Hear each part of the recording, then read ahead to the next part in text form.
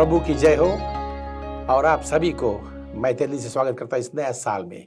यह साल 2025 शुरुआत हो चुका है और परमेश्वर को धन्यवाद है कि गैर साल हम साथ में 4 त्रिमास में हम साथ में बिताए थे और शीर्षक के द्वारा हमने बहुत कुछ लाभ किया इस धर्मशास्त्र में और परमेश्वर का जो प्रतिज्ञा का जो जीवन हम सभी के लिए।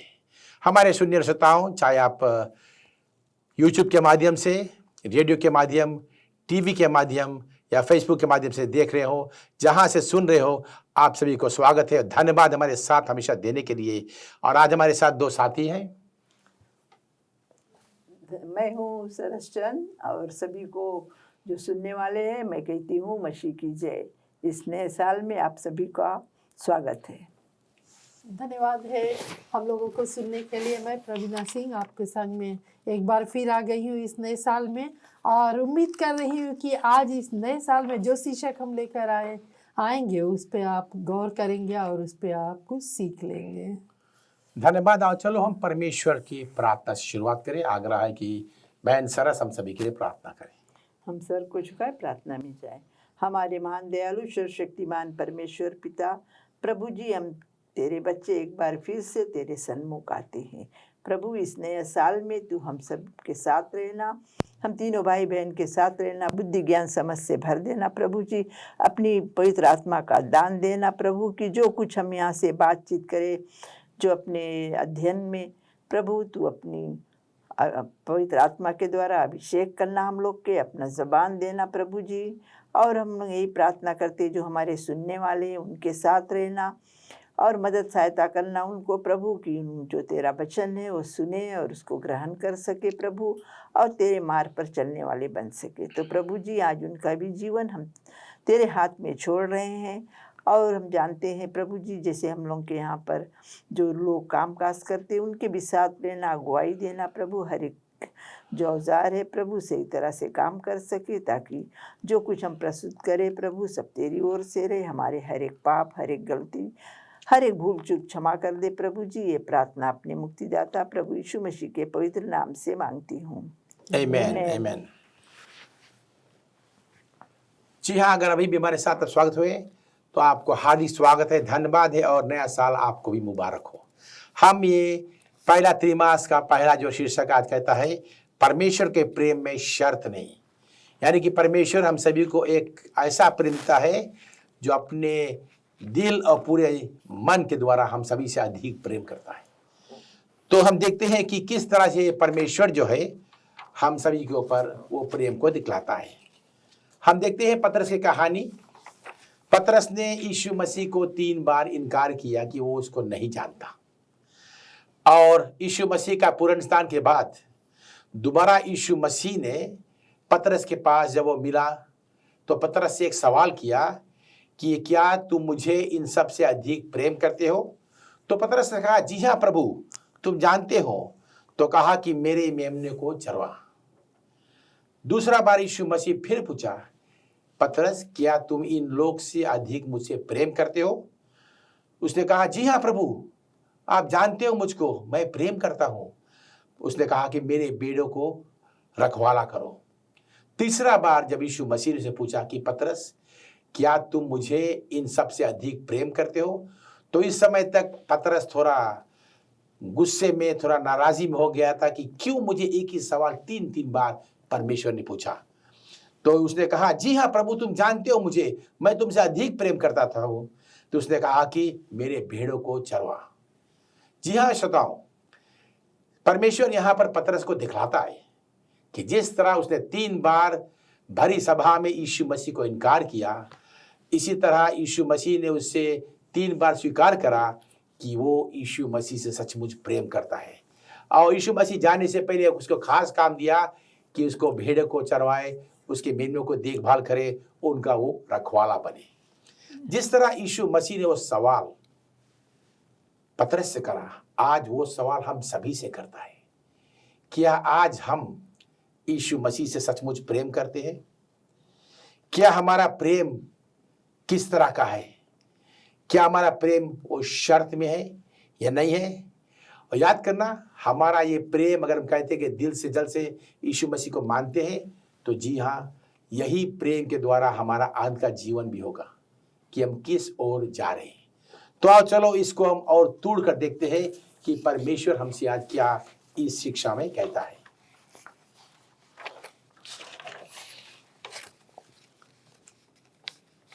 परमेश्वर चीज हमसे मांगता नहीं कि हम उससे प्रेम करें, लेकिन परमेश्वर हम सभी से अधिक प्रेम करता है और वो हम सभी को एक आजादी का प्रेम, यानी कि जिस प्रेम में कोई शर्त नहीं है।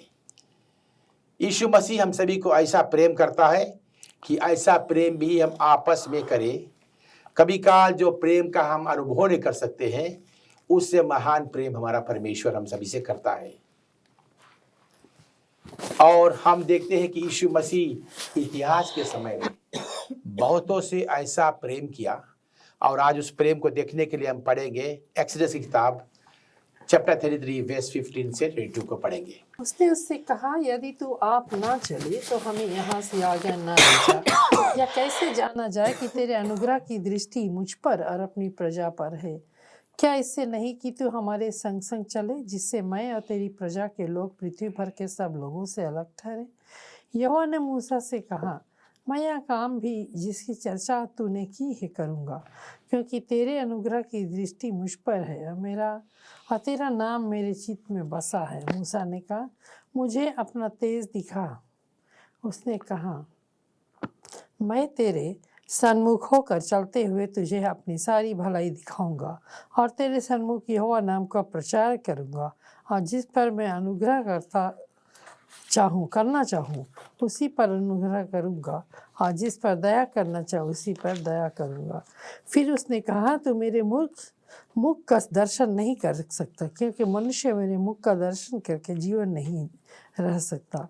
फिर यहोवा के कहा, सुन, मेरे पास एक स्थान है, यहाँ तो उसी चट्टान पर खड़ा हो, और जब तक तेरे तेज से मेरे सामने होके चलता है तब तक मैं तुझे चट्टान की दरार में रखूँगा, और जब तक मैं तेरे सामने से होकर ना निकल जाऊँ तब तक अपने हृदय से तुझे ढापे रहूँगा। फिर मैं अपना हाथ उठा लूँगा, तब तू मेरे पाठ का तो दर्शन पाएगा, परंतु मेरे मुख का दर्शन नहीं पाएगा। आमीन। आमीन। यहाँ पर मूसा मांग करता है कि परमेश्वर से वो उसका चेहरा को देखे ना, लेकिन परमेश्वर कहता है कि हम क्या है, हम पापी मनुष्य ना। अगर उस चेहरा को देखिए तो क्या होगा, हम नहीं जी पाएंगे। तो मूसा मर जाता ना। जी हाँ, लेकिन उसका ऐसा प्रेम था ना जी कि मूसा से उसने मौका दिया, लेकिन कहा कि तुम उस चट्टान के आड़ में होकर जी हाँ मुझको देखना, मेरा पीठ को देखना। वर्स 19 को दोबारा पढ़ते हैं। उसने कहा कि मैं तेरे सन्मुख होकर चलते हुए तुझे अपनी सारी भलाई दिखाऊंगा, तेरे सन्मुख यहोवा नाम का प्रचार करूंगा, और जिस पर मैं समुद्र अनुग्रह करना चाहूँ उसी पर अनुग्रह करूंगा, जिस पर दया करना चाहूँ उसी पर दया करूंगा। आमीन। ये वे सबसे क्या कहता है? यहाँ पर हम लोग देखते हैं मूसा को ना जी, मूसा चाहता था कि परमेश्वर हमें कुछ असूरंस देवे ना, आश्वासन देवे कि परमेश्वर कैसा है।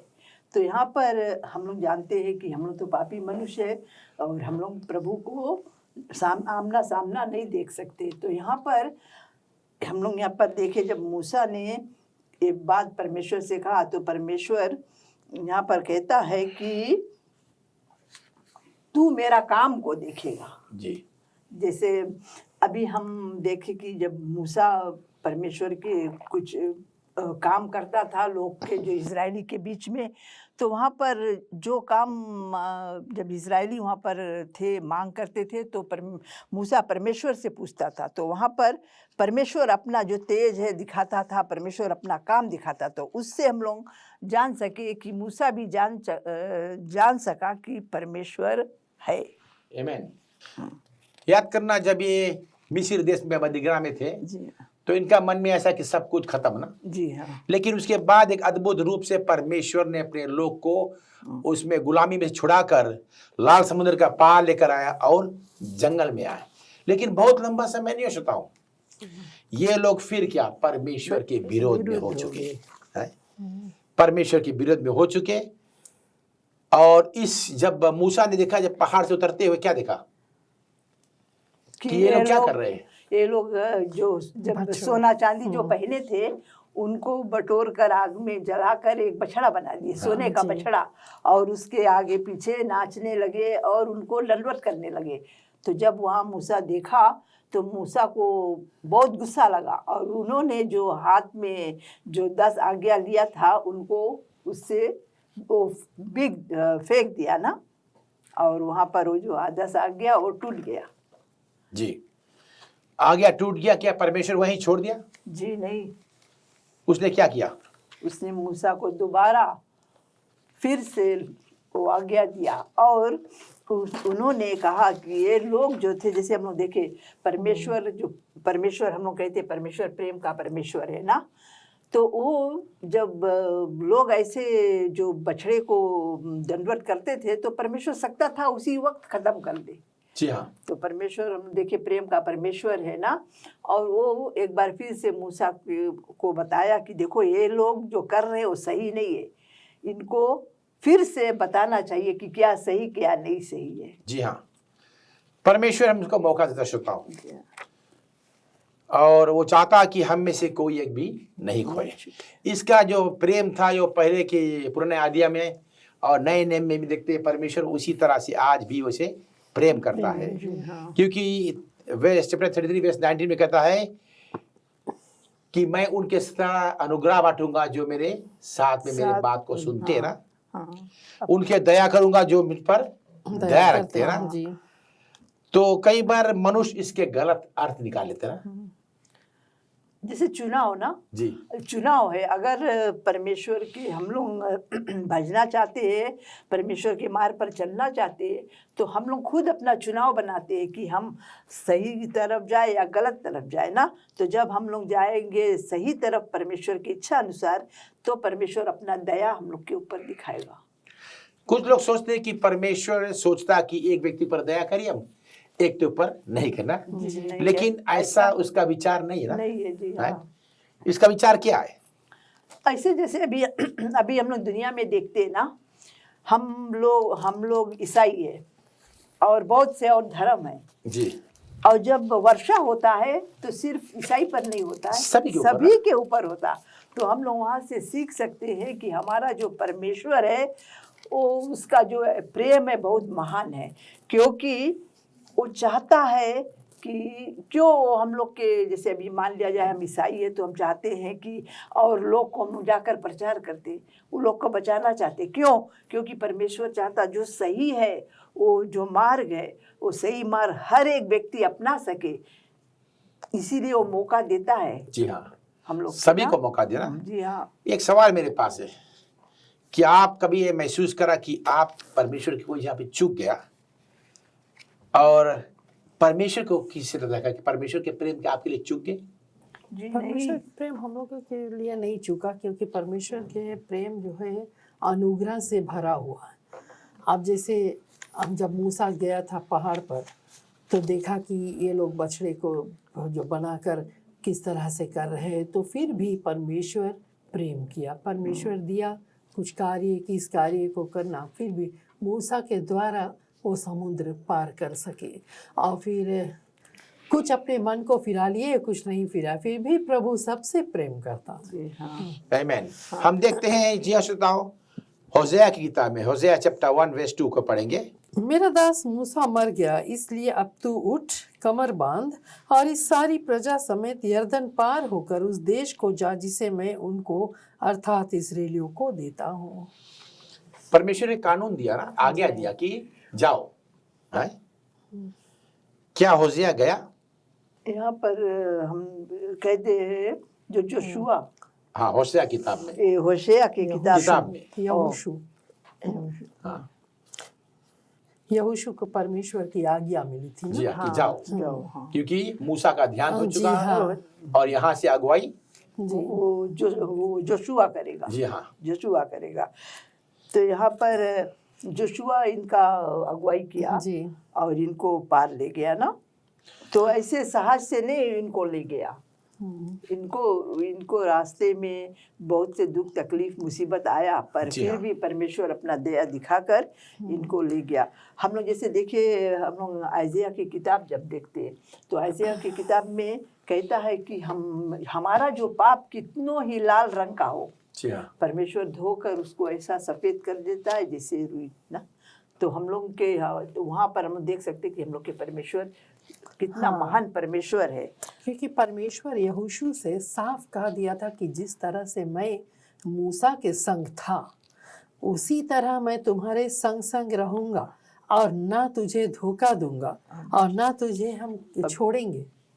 जी हाँ। यहाँ पर एक और खास बात है, भले परमेश्वर इनसे अति प्रेम किया है, विश्वास योग्य था, अपना प्रेम में था, लेकिन लोग बारंबार परमेश्वर के विरोध में थे, लेकिन प्रेम परमेश्वर अपना कभी रोका नहीं ना, उनको हटाया नहीं अपनी ओर से, अपना प्रेम परमेश्वर उनको दिखाते ही गया। श्रोताओं, जी हाँ, परमेश्वर चाहता है कि हमको किसी भी कीमत पे वो बचाए, सभी को मौका दे। इसीलिए आज परमेश्वर बहुत देर कर रहा है ना, लोग से बहुत देर कर रहा है, लेकिन कारण कौन है? हम लोग संभलते नहीं, हम लोग सुधरते नहीं है, हम लोग अपना जीवन को बदलाव नहीं देते। भले परमेश्वर हमको प्रेम से बारंबार ये मौका देता है कि उसके ओर आए। फिर वहाँ भी परमेश्वर ने ये बात कहा है कि व्यवस्था की जो ये पुस्तक है तेरे चित्त से कभी उतरने ना पाए, कभी नहीं उतरने पाए। और फिर इसी में दिन रात ध्यान दिया करना, इसलिए जो कुछ उसमें लिखा है उसके अनुसार करने की तू चौकसी करना, क्योंकि ऐसा ही करने से तेरा सब काम सफल होगा और तू प्रभावशाली होगा। तो यहोशू अपने लोगों को भी यह आदेश देता था। अच्छा, हम आगे पढ़ते हैं होशेया चैप्टर 14 वर्स 1 to 4 को, और हम देखेंगे कि ये क्या दिखलाता है कि परमेश्वर का प्रेम किस तरह से स्थिर है। भले लोग क्या किया, लेकिन परमेश्वर का प्रेम एक ही है।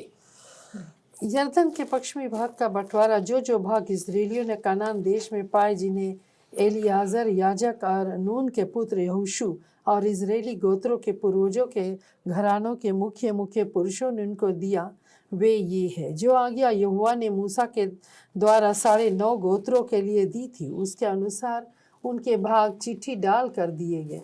मूसा ने तो 2.5 गोत्रों के भाग यरदन पार दिए थे, परंतु लेवियों को उसने उनके बीच कोई भाग ना दिया। यूसुफ के वंश के तो 2 गोत्र हो गए थे, अर्थात मनशे और एप्रैम, और उस देश में लेवियों को कुछ भाग ना दिया गया, केवल रहने के नगर और पशु आदि धन रखने का चरैया उनको मिली। आमीन।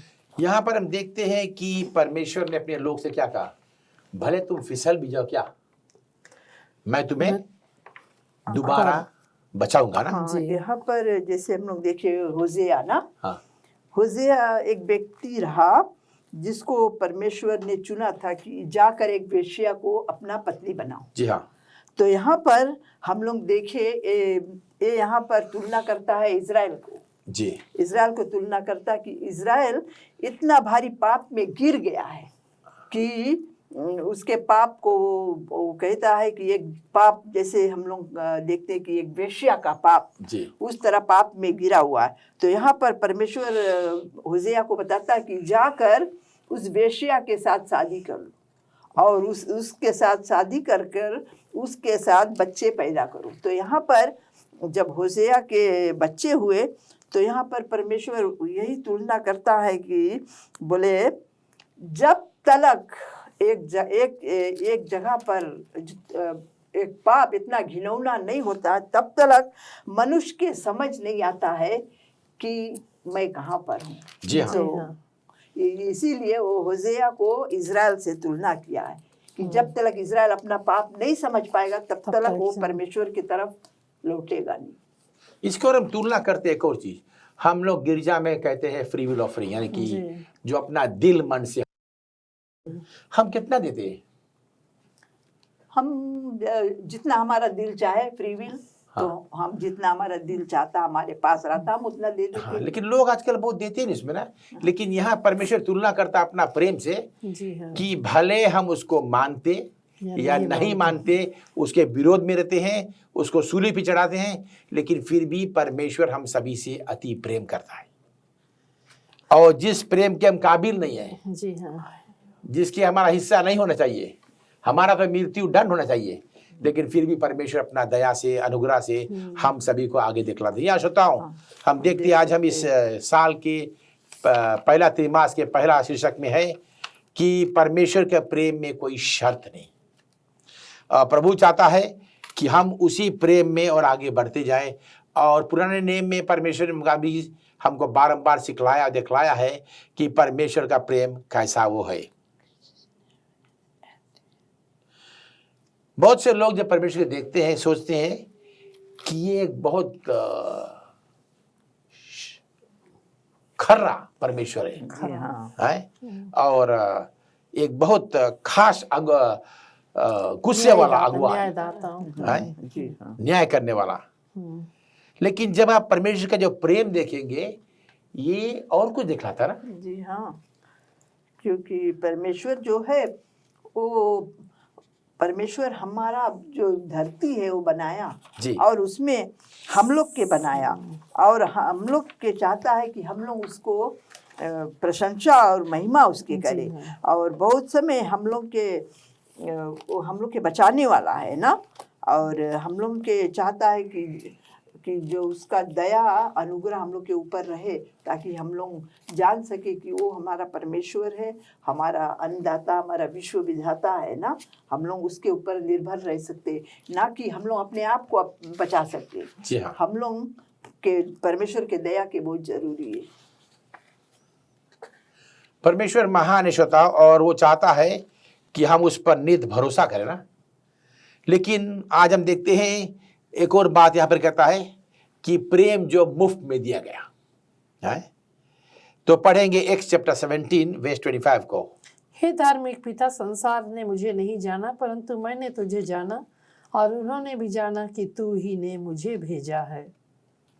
आमीन। कि संसार ये पहचान सके, क्योंकि परमेश्वर हमको बारंबार, जिस तरह इजराइल को कहते हैं, इजराइल कितना बार परमेश्वर के विरोध में गया ना, जी हाँ, लेकिन परमेश्वर फिर भी उसके अलावा भी हमसे ऐसा ही प्रेम करते गया, और जो प्रेम उसने हम सभी को मुफ्त में दिया, क्योंकि हम पापी हैं, हमें क्या इस प्रेम की कोई हमारा भाग नहीं है ना। लेकिन परमेश्वर हम सभी को दिखलाता है कि किस तरह से वो हम सभी से ऐसा प्रेम करता है। रेवलेशन चैप्टर 4 वर्स 11 को पढ़ते हैं। हे हमारे प्रभु और परमेश्वर, तू ही महिमा और आदर और सामर्थ्य की योग्य है, क्योंकि तू ही ने सब वस्तुएं सिरजी, और वे तेरे ही इच्छा से थी और सिरजी गई। आमीन। तो थोड़ा हम लौटते हैं। कहता है कि परमेश्वर का जो प्रेम है आपके लिए, हमारे लिए, हर एक व्यक्ति के लिए, वो अपने इच्छा से प्रेम करता है। जी है? तो रेवलेशन 4:11 क्या कहता है हमसे? कि परमेश्वर के प्रेम में, जैसे आपने पहले भी कहा कि परमेश्वर के प्रेम में कोई शर्त नहीं। जी हाँ, तो उस तरह से हमें प्रेम करता है, और उस तरह से हर एक कार्य में वो अगुवाई भी करता है। जो कुछ हम कार्य करते हैं, और फिर विश्वास हमारा होना चाहिए। जब हमारा विश्वास नहीं रहेगा तो हमें व्यर्थ है हमारे लिए परमेश्वर की जो योजना है, परमेश्वर के जो कार्य है। जैसे सृष्टि की रचना परमेश्वर ने की है शुरुआत से, तो सब हमें, जब हम विश्वास नहीं करेंगे तो व्यर्थ है। हाँ, क्योंकि हम लोग जानते हैं हमारा परमेश्वर सर्वशक्तिमान परमेश्वर है, जी। ताकतवर परमेश्वर है, और हम लोग उसको कैसे आदर करना चाहिए, मान सम्मान देना चाहिए। हाँ, साम्स 33 वर्स 6 को पढ़ते हैं। आकाश मंडल यहोवा के वचन से और उसके सारे गण उसके मुख की श्वास से बने। आमीन। कि सभी कुछ तो उन्होंने सिरजा। हाँ, सृष्टि की रचना की, फिर हम लोगों को भी केवल शब्दों से, केवल बोलकर रचना, और फिर हमारे जब हम लोगों की रचना की, मनुष्य की रचना की, तो अपने स्वरूप में बनाया, फिर हमारे नथनों में जो है जीवन का श्वास दिया। आमीन। परमेश्वर जब सब कुछ को अपने इच्छा से बनाया, तो वही एक है जिसकी महिमा होना चाहिए जी, वो मान सम्मान होना चाहिए, और उसी के पास वो ताकत, वो सर्वशक्तिमान परमेश्वर है। जी हाँ, हम लोग के कोई चीज़ जैसे खरीदना नहीं पड़ता है ना कि हम लोग हाँ। दाम देकर खरीदे, वो मुफ्त में मिलता है। तो हम लोग के खाली हम लोग के जरूरी है कि हम लोग परमेश्वर को अपने दिल में जगह दें और उसे ग्रहण करें। तब हम लोग जब ग्रहण करेगा तो परमेश्वर भी अपना जो अनुग्रह, अपना दया हम लोग के ऊपर दिखाएगा और उससे हम लोग परमेश्वर के जो उजाला है हम लोग दूसरों को दिखा सकेंगे। आमीन। कुछ लोग सोचेंगे कि परमेश्वर ने इस दुनिया को बनाया कि लोग उससे प्रेम करें, लेकिन उससे पहले जब देखते हैं जो पिता, पुत्र, पवित्र आत्मा अपने स्वर्ग राज में इनके मन में बहुत प्रेम था ना। जी हाँ। जॉन चैप्टर 17 वर्स 24 को पढ़ेंगे कि इस दुनिया की सृजन से पहले परमेश्वर का प्रेम आपस में कैसा था। हे पिता, मैं चाहता हूँ कि जिन्हें तूने मुझे दिया है, जहाँ मैं हूँ वहाँ वे भी मेरे साथ हो, कि वे मेरी उस महिमा को देखे जो तूने मुझे दी है, क्योंकि तूने जगत की उत्पत्ति से पहले मुझसे प्रेम रखा। आमीन। आमीन। यानी कि परमेश्वर में प्रेम है ना। जी हाँ। अगर हम धर्मशास्त्र बंद कर दे मेरे श्रोताओं तो एक ही शब्द है प्रेम। और हम जब मसीह के लोग हैं और हमारे मन में अगर वो प्रेम नहीं है तो हम बेकार हैं, क्योंकि मसीह जीवन का एक हिस्सा है, प्रेम होना जायज है। जी हाँ। राइट। हाँ जी। जैसे कि यीशु कहा है कि हर वक्त प्रार्थना करते रहो कि तुम एकताई में रहो। ये अपने जो विश्वासी लोग थे, अपने चेले लोग से हर वक्त ये बताता था कि एकताई में रहो। जब वे एकताई में रहेंगे तो हम लोग एक दूसरे से प्रेम करेंगे, तभी तो हम लोग पवित्र आत्मा की आशीष देख सकते हैं। हाँ। जी हाँ। भले फिर क्या उसके प्रेम में जैसे कोई शर्त नहीं, फिर ये बात आ जाता है ना। और फिर जैसे भले हम मनुष्य हैं और जब अदन के बगीचा में पाप आया फिर भी वो प्रेम किया, उनसे वो प्रेम किया, और आज भी हम पापों में डूब जाते हैं, गिर जाते हैं, आज भी वो हमसे उसी तरह का प्रेम करता है। जी हाँ। जैसे कि हम लोग एक देखते एक पेड़ ना, जब तक जो ब्रांच है जड़ में लगा रहता वो एकताई में है ना, अपना अपना काम करते। तो इसी तरह हम लोग भी जब हम लोग के पास वो प्रेम रहेगा, परमेश्वर का प्रेम, तो हम लोग भी एकताई में होकर हर एक परमेश्वर का काम करेंगे। परमेश्वर इस दुनिया को जब सिरजा तो परमेश्वर का एक चरित्र है प्रेम ना। जी। तो मनुष्य को ऐसे प्रेम से बनाया कि इसीलिए आज हम देखते हैं हम उसके स्वरूप में ना। जी हाँ। सबसे ऊंचा स्थान मनुष्य को दिया, और आज उसी के द्वारा हम देखते हैं कि परमेश्वर चाहता है कि हमारे और हमारा सृजनहार प्रभु के बीच में वो प्रेम का एक संबंध, एक रिश्ता है ना। जी हाँ। और परमेश्वर ने हम सभी को एक आजादी का जीवन दिया है, और आज इंसान को वो आजादी देता है कि वो क्या कर सकते हैं और क्या नहीं। लेकिन मनुष्य जब पाप में गिर पड़ा आदन बगीचा में, और हम भी जब गिर पड़ते हैं तो परमेश्वर का प्रेम नहीं चूकता है। उसका प्रेम हम सभी के लिए नहीं चूकता। फिर भी हमें जैसे थामे रहता है ना। जी हाँ, उसका प्रेम हमारे में हमेशा बना रहता है। जी हाँ। जैसे कि हम लोग के प्रेम जैसे हम लोग जानते हैं, अभी हम लोग देखे कि हम लोग ऐसा पापी दुनिया में है ना, पर हम लोग जब अपना पाप को मान लेते जी, और परमेश्वर के करीब आते तो परमेश्वर हम लोग की ग्रहण कर लेता है। आमीन। जी हाँ, हम देखते हैं हिब्रूज चैप्टर 1 वर्स 3 को पढ़ते हैं। वह उसकी महिमा का प्रकाश और उसके तत्वों की छाप है, और सब वस्तुओं को अपनी सामर्थ्य के वचन से संभालता है। वह पापों को धोकर ऊंचे स्थानों पर महामहिमान के दाहिने जा बैठा। आमीन। आमीन। जब आदम और हव्वा आदन बगीचा में पाप कर बैठे, जी हाँ। उनका कोई अधिकार नहीं था कि परमेश्वर उनसे दोबारा प्रेम करे, है? लेकिन परमेश्वर है ही ऐसा है। उसका जो प्रेम है, उसका जो अनुग्रह है, वो हमेशा सभी को एकताई बनाकर और मेल मिलाप करता ना हम सभी के मध्य में, क्योंकि वो खुद एक ज्योति है और हम चाहता हम लोग के ज्योति देने के लिए। आमीन। ज्योति में रहना बहुत खूब की बात है। जी।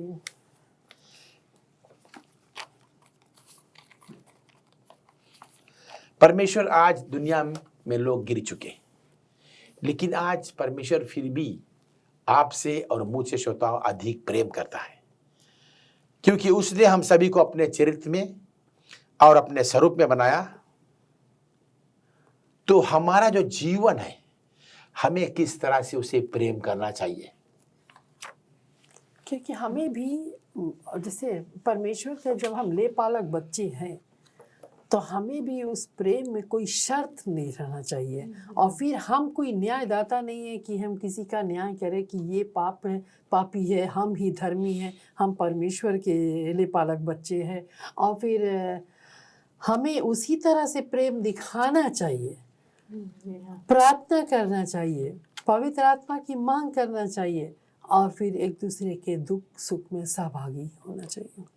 और ये भी तुम लोग देख सकते हैं कि परमेश्वर हम लोग के साथ बहुत बहुत वादा किया है। जैसे हम लोग 2 कोरिन्थियंस 6:18 में हम लोग देखते हैं कि परमेश्वर ने कहा है कि मैं तुम्हारा पिता हूँगा और तुम मेरे बेटे बेटियां होंगे। और ये या प्रभु परमेश्वर जो सर्वशक्तिमान है उसके मुख से निकला है।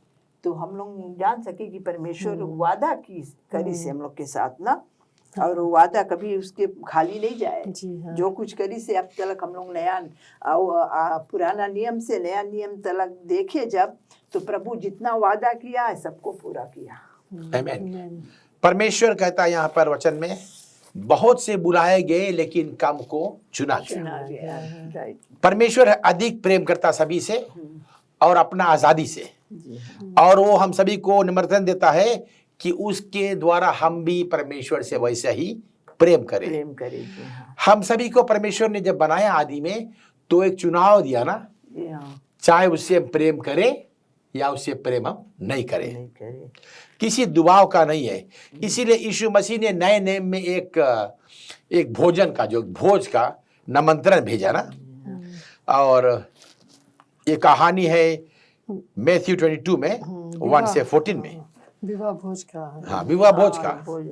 राइट। यहाँ पर दिखाया गया कि 2 रकम का निमंत्रण रहा, जी। 2 तरह के निमंत्रण रहा, और वो राजा ने दिया था ना निमंत्रण की जाओ हर एक को निमंत्रण दो कि भोज में भाग ले। जी हाँ। तो यहाँ पर कहा गया है कि 3 बार जब उसके जो लोग काम काज करने वाले थे वो जब गए निमंत्रण देने, तो 3 बार उनको बुलाया गया और 3 बार वे उनको इनकार कर दिए। तो यहाँ पर प्रभु ने कहा है कि वो राजा ने कहा कि जाकर गली गली में जाकर जो गरीब दुखिया जो कंगाल लाचार उनको बुला कर लाओ। तो वहाँ पर ये जो लोग वहाँ पर गए और इनको बुला कर लाए, पर उनमें से एक व्यक्ति था जो भोज का कपड़ा पहने हुआ नहीं था। तो यहाँ पर हम लोग देखे कि उसको बताया गया है कि इसको ले जाकर ऐसा जगह रख दो जहाँ इसको दाँत पीसना। और तो ये यहाँ पर हम लोग के ये नमूना देता है कि जब हम लोग जाते हैं लोग को प्रभु परमेश्वर के वचन को बताने के लिए, और बहुत से लोग इनकार कर देते हैं, और फिर जो इनकार कर देते हैं तो हम लोग जाते हैं गरीब दुखिया के पास। तो जो गरीब दुखिया है वो आते हैं भोज में, बट कुछ ऐसे हैं जो प्रभु का जो धार्मिकता है उसको पहन कर नहीं आते, तो वे लोग को छोड़ दिया जाएगा। अच्छा, यहाँ पर लोग को निमंत्रण मिलता है। लोग कहते हैं क्या मैं बहुत व्यस्त में हूँ ना, जी हाँ, बहुत यहाँ जाना है वहाँ करना है ये करना है। दोबारा जब ये भेजता है तो क्या इनके सेवक की वो लोग मार दे कुछ ना, ये भी सही राजा है। तीसरा बार जब जाता है तो कहता क्या कि ये लोग इसके काबिल नहीं है। जितने अगर हम पढ़ ले verse 8 और verse 9 को, तब उसने अपने दासों से कहा विवाह का भोज तो तैयार है परंतु निमंत्रित लोग योग्य नहीं ठहरे, इसलिए चौराहे पर जाओ और जितने लोग तुम्हें मिले सबको विवाह के भोज में बुलाओ। अतः उन दासों ने सड़कों पर जाकर क्या बुरे क्या भले जितने मिले सबको इकट्ठा किया। अब विवाह का घर अतिथियों से भर गया। जब राजा अतिथियों को देखने भीतर आया तो उसने वहाँ एक मनुष्य को देखा जो विवाह का वस्त्र नहीं पहने था। उसने उनसे पूछा, हे मित्र, तो विवाह का वस्त्र नहीं पहले बिना क्यों आ गया? उसका मुंह बंद हो गया। तब राजा ने सेवकों से कहा, इसके हाथ पांव बांधकर उसे बाहर अंधियारे में डाल दो, वहाँ रोना और दांत पीसना होगा, क्योंकि बुलाए हुए तो बहुत है परंतु चुने हुए थोड़े हैं। आमीन। आज दुनिया में ये भी एक माध्यम है जो हम इस विषय को लेकर जाते हैं टीवी के माध्यम से, यूट्यूब में है, फेसबुक के द्वारा और रेडियो के माध्यम से।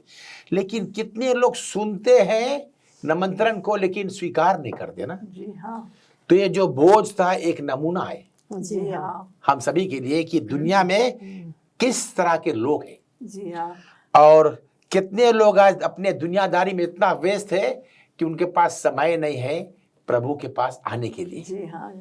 जैसे मान लिया जाए हम लोग जाकर उनको परमेश्वर के वचन जब सुनाते हैं तो वे सुनते हैं, उनके कान है, वे सुनते हैं, पर वे दिल में नहीं ग्रहण करते ना। तो इसीलिए कहा गया है कि परमेश्वर बताता बार बार जाकर हम लोगों को परमेश्वर के पास लाए ताकि वे लोग बच सके। इसीलिए हम लोग कहते हैं कि वो प्रेम का परमेश्वर है ना, वो चाहता है कि हर एक उसके राज में आए। तो यहाँ पर कहा गया है कि जब हम दिल से ग्रहण करते हैं, जैसे कहा गया है many are called few are chosen, बहुत से लोग आएंगे कहेंगे कि मैं परमेश्वर पर विश्वास करता, पर यहाँ पर हम देखें कि फ्यू आर चोजन मीन कम परमेश्वर ग्रहण करता।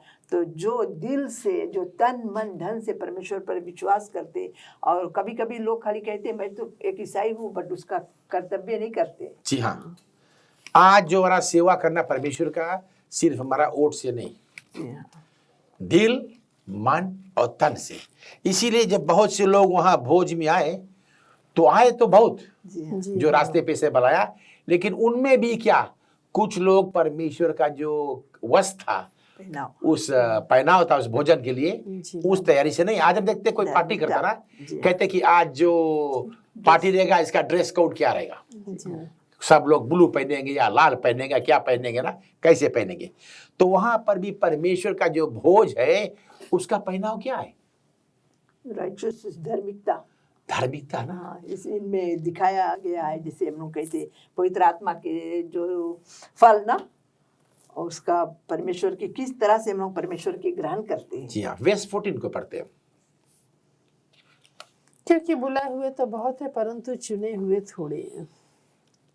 परमेश्वर चाहता है कि हमारा एक जो संबंध है, कुछ लोग जैसे बिना दिल से आ गए ना, परमेश्वर के झिलम नहीं पैरे। जैसे अभी हम गिरजाघर में भी ऐसे आए, भले हम गिरजाघर में बैठते हैं, हम तो किसी के दिल को भीतर तो नहीं झांक कर देख सकते। ठीक, कोई दिल से आता है, कोई दिल से नहीं आता है। कोई कहता है कि ये तो मेरा जो रोजाना का कार्य है, हमें जाना है गिरजाघर तो हम आज चले जाएंगे, ऐसा है ना। ऐसे दो किस्म के लोग मिलेंगे वहाँ। जब इसके अंत में हम देखते हैं, यहाँ पर अंत में बात आधा है आजादी और प्रेम का। जी हाँ। उससे पहले मैं एक बात कहना चाहती हूँ, जिसे कहता है कि जब हम परमेश्वर से प्रेम करते हैं तो हम उसके आज्ञा को मानेंगे। जी हाँ। और बहुत से लोग परमेश्वर से प्रेम करते हैं बट आज्ञा को नहीं मानना चाहते। पर हम लोग के भूलना नहीं चाहिए, आज्ञा के द्वारा हमारा जो न्याय होगा। जी हाँ। तुम्हारा जीवन क्या दिखलाता है, सवाल है।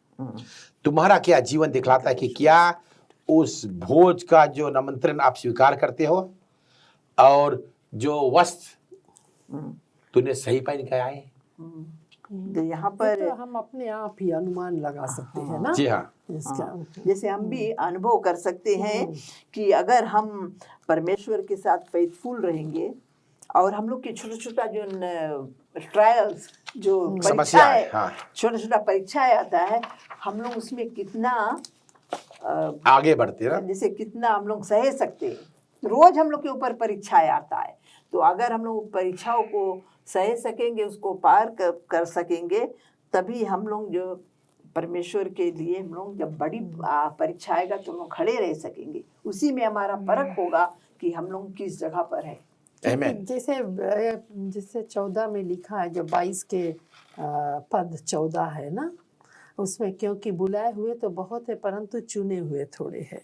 तो चॉइस, जैसे चुना, कि हम चुनते हैं, हम खुद चुन सकते हैं। क्या हम चुनते हैं, क्या हम परमेश्वर को चुनते हैं या नहीं। परमेश्वर किसी को से जबरदस्ती नहीं करता, दबाव नहीं करता है कि तुम हमें मान लो। मानना या ना मानना वो आप हमारा कर्तव्य है ना। जी हाँ। आगे देखते हैं, हमारे लिए क्रूस पर चढ़ाया गया यीशु मसीह। परमेश्वर सभी को निमंत्रण देता है कि हमारा जो शारीरिक संबंध है, हमारा जो आत्मिक संबंध है परमेश्वर के साथ में किस तरह से है। तो मैथ्यू 22:3 को पढ़ते हैं। और उसने अपने दासों को भेजा कि निमंत्रित लोगों को विवाह के भोज में बुलाए, परंतु उन्होंने आना ना चाहा।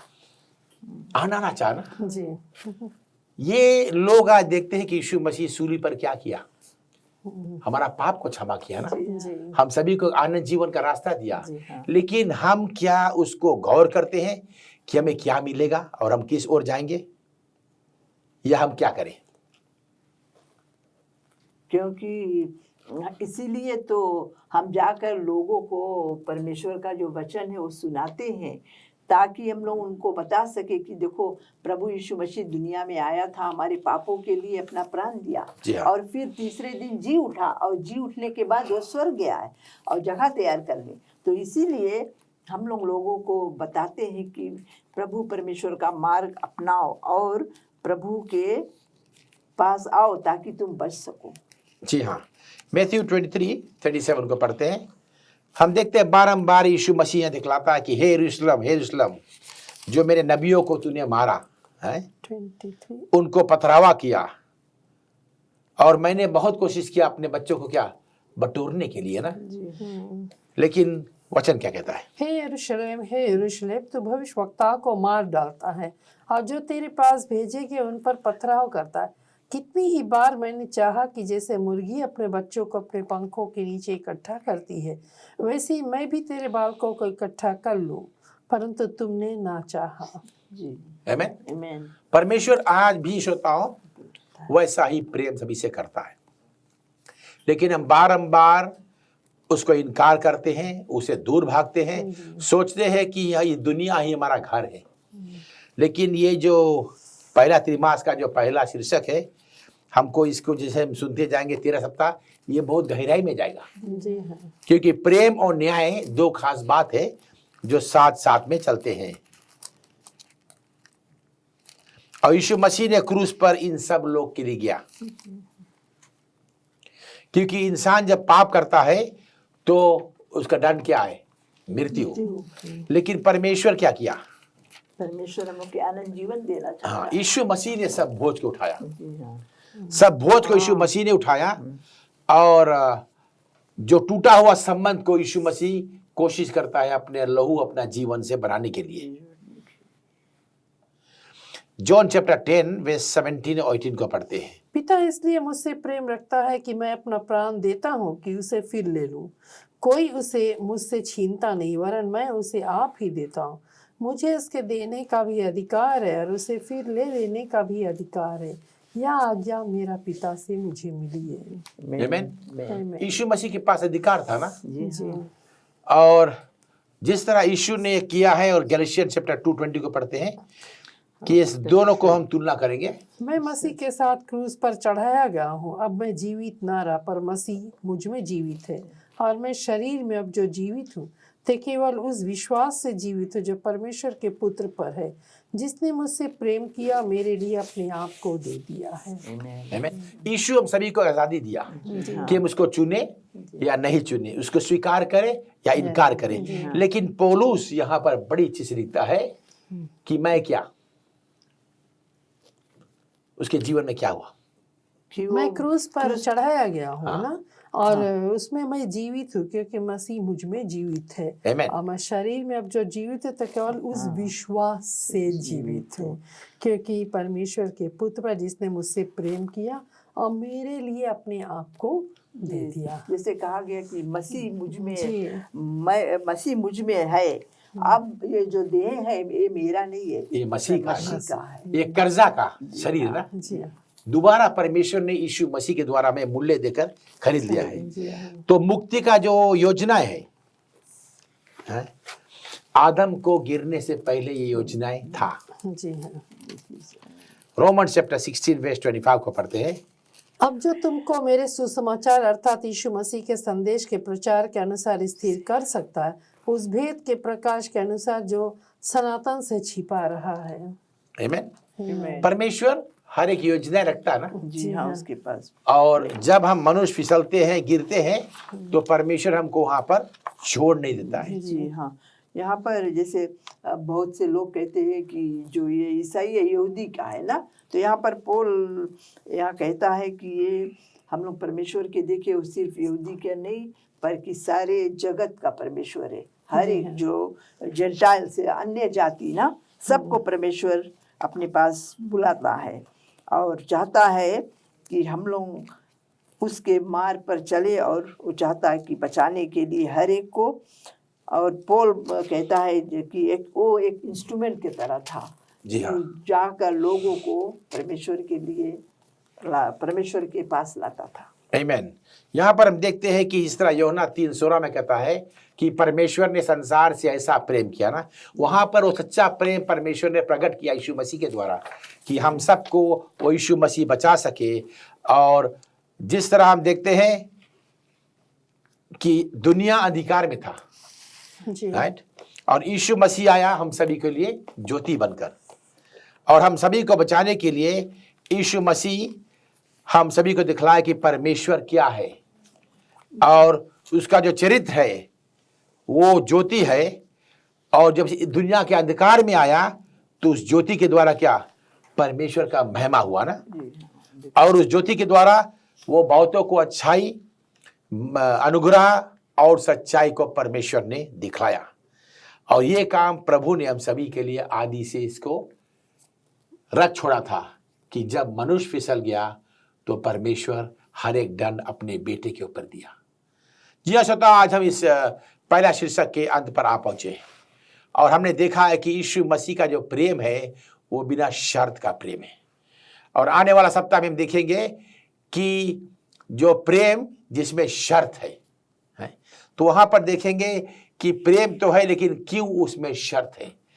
तो जी हाँ हमारे दोस्त साथी, धन्यवाद हमारे साथ देने के लिए। और हम बहुत खूबियां से अपने लोग अपने दोस्तों के साथ इसको बांटे हैं और यही उम्मीद करते हैं कि आप इसको अपना जीवन में गहराई रूप से इसको समझेंगे, इसको पहचानेंगे कि मसीह आपसे क्या कहता है कि हम दुनिया में भले हैं लेकिन हम दुनिया के लोग की तरह नहीं रहे। ये घर, ये दुनिया हमारा घर नहीं है। परमेश्वर चाहता है कि हमें वो मसीह का प्रेम रहे कि हम जहाँ भी जाए लोग मसीह को, आपको हमारा जीवन के द्वारा पहचान सके। धन्यवाद हमारे साथ देने के लिए। और आओ चलो हम प्रार्थना में जाएं। धन्य पिता परमेश्वर तू महान है। धन्य है पिता कि तेरा प्रेम जो है वो एक ऐसा प्रेम है परमेश्वर जिसकी कोई मनुष्य उसे ना खरीद सकता है, ना कोई उसका कोई मूल्य है जो लोग भर सकते हैं। एक ऐसा प्रेम है परमेश्वर जो तूने आज़ादी के द्वारा हम सभी को दिया है और वो प्रेम के द्वारा हम मनुष्य प्रेम करने को सीखे हैं। पिता आज हम सभी को मदद करना। आज जितने हमारे सुनने वाले श्रोता हैं या किसी भी माध्यम से सुन रहे हैं या देख रहे हैं, सभी के जीवन तेरे हाथ में है। जो भी उनका जीवन का बोझ है परमेश्वर तू सहायता कर, तू मदद फरमाना। और आज धन्यवाद तू हम तीन का साथ दिया प्रभु, अपनी आत्मा का अगुवाई किया और ज्ञान और बुद्धि से भरपूर किया कि तेरे इच्छा अनुसार तेरा वचन आज पूर्ति हुआ।